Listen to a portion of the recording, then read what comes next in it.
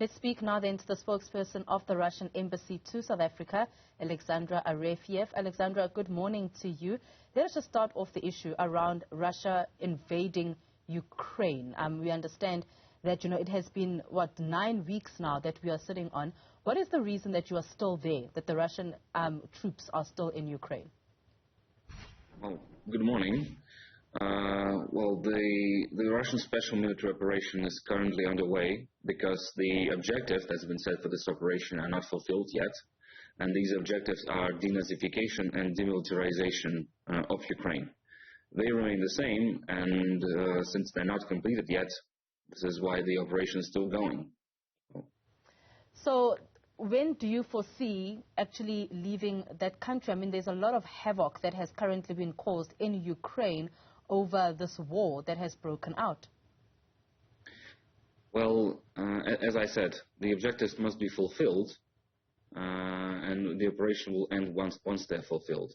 And as for the havoc that is caused in Ukraine, well, to our deepest regret, unfortunately, the Ukrainian forces are the main reason for the havoc because of the terrorist tactics they employ. They use against the terrorist tactics they use against their own civilians, like using civilians as human shields and deploying weapons and equipment in the populated civilian areas, and staging provocations to put blame on Russia, such as one in Bucha and Kramatorsk. Kramatorsk, for example, when the Ukrainian military opened fire on their own civilians to put blame on Russia. So yes, unfortunately, the situation is difficult in Ukraine, but the Ukrainian forces and the Nazi battalions that are closely cooperating with them are the main cause of the havoc. If you say that they are the main cause of this havoc and the chaos that we've seen in Russia, was there an expectation from Russia that Ukraine will just step back and allow Russia to invade that area, that country? No, as I said, we set out the objectives and it must be fulfilled. So I cannot comment on the reaction of Ukraine. Well, for the first thing, I can speak on this country's behalf. And regardless, the operation is still going. And unfortunately, it was a forced move. All of this could have been avoided if the Russian proposal of the security guarantees had been fulfilled by the West in 2021, in December 2021. So the special military operation, don't take this as a voluntary decision, and Russia did this for no reason. All of this could have been avoided if the West treated our proposals and our security concerns seriously, without prejudice and without a sense of self-superiority. All of this could have been avoided.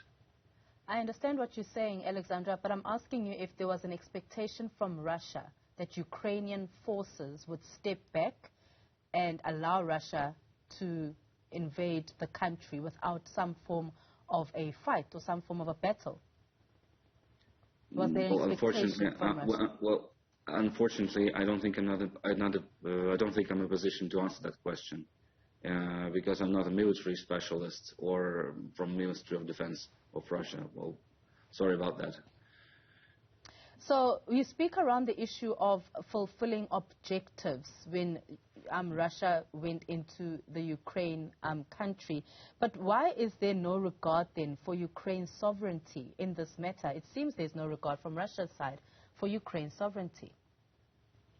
Well, there was no concern for Russia's sovereignty and Russia's security concerns, both from Ukraine and NATO. As I said, it was a forced move because the issue is broader.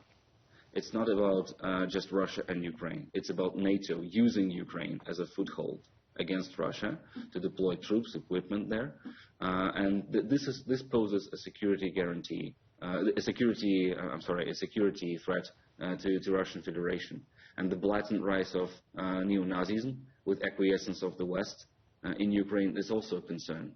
And Russia did not come to start the war. Russia came to stop the war that the Kiev regime has been conducting against its own civilians for 8 years in Donbass. They were slaughtering innocent people for 8 years, and the West did nothing to stop this or to prevent this, for that matter, because with full acquiescence of the West and West's allowance, an unconstitutional coup took place in Kiev in 2014. And this started the chain of events that led to the outright genocide in Donbass. If all this could have been avoided through diplomatic means, which Russia pursued to do so for 8 years, we've been trying to contact the West. We've been contacting the West and trying to persuade them to use their influence on Kiev regime to stop slaughtering the innocent in Donbass. But apparently, well, the West didn't have any concerns about this, because the Western officials went to Kiev and praised Kiev for democratic reforms, while the people in Donbass were dying, and nobody seemed to care about this. There were no sanctions introduced against Ukraine. There was no condemnation of Kiev regime's actions. None of this took place. So then the Russian Federation had to recognize the Lugansk and Donetsk People's Republics and sign agreements with them on cooperation, including the security measures, and to stop this massacre, to stop further killings of innocent people. And as it has been revealed during the special military operation, a full-scale assault has been prepared by Ukrainian forces for March 2022 against Donbas regions. And on top of that, President Zelensky, President of Ukraine, Vladimir Zelensky, he also declared that Ukraine was considering resuming its nuclear program, so acquiring nuclear weapons. So a neo-Nazi state with nuclear weapons equals the end of the world, right at Russia's borders. So it was a security issue for us, and the innocent people of Donbass has been slaughtered for 8 years. Well, just imagine the kids that were born in 2014 or later in Donbass. They've seen nothing in their lives aside from constant bombardments and living in shelters. They should go to school now, but they can't, because the Kiev regime keeps bombarding them. So, as I said, Russia intervened to stop the war, not to start one. But there now seems to be one. Excuse me. There now seems to be one, Alexandra, in Ukraine. And you mentioned the issue of people that have lost their lives over 8 years. But we've seen in just about 9 weeks how many more people have lost their lives because of Russian forces going through into Ukraine. You say also that it was a forced move, that you had no choice? Yes. It was a forced move. I'm insisting on this. It was a forced move, and the Western role is this: that they're prolonging the conflict by constantly supplying weapons to Ukraine and military aid and financial aid to Kiev regime. They're pouring oil on flames, and as I said, the Ukrainian army uses the terrorist tactics. They use the civilians as human shields to stage provocations with civilians to put blame on Russia. How many innocent people die from this? Russia does not target civilian infrastructure. It always targets the military infrastructure uniquely. So... But we've also seen, Alex, that some civilian infrastructure has actually been targeted, that people have been forced out of their homes. It has never been deliberately targeted by Russian forces. And as for humanitarian corridors, let's address this issue as well. Well, the Ukrainians don't allow the humanitarian corridors that lead to Russia, that lead eastwards, but they always allowed only those who lead westwards. So they are constantly hindering all the efforts to protect the civilians, because they use the civilians to stop Russian forces. From Russia's standpoint, there is literally no point, no purpose to attack civilian infrastructure. It's not of our objectives. It's not why we came there. Civilians in Ukraine are not our enemies. We're not attacking them. But the Ukrainians are using them to stall Russia's forces. Well, to use as human shields, this is terrorist tactics. I keep repeating that, because there's no other way of putting this. This is terrorist tactics.